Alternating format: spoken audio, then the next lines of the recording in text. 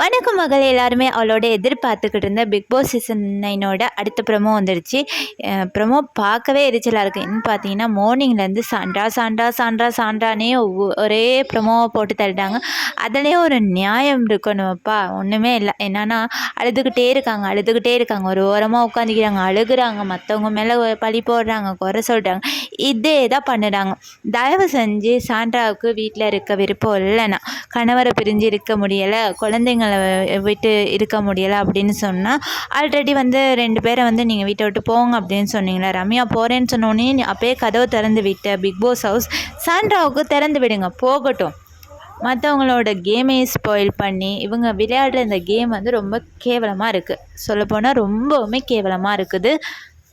Okay, husband போயிட்டார் அப்படின்னா நீங்கள் 2 பேரும் பிரஜினி இதுக்கு முன்னாடி ஒரு ஃபோட்டோ படப்பிடிப்புக்கோ இல்லை சீரியல்ஸ் நடிக்கிறதுக்கோ இவங்களை விட்டுட்டு போயிருக்கவே மாட்டாரா என்ன?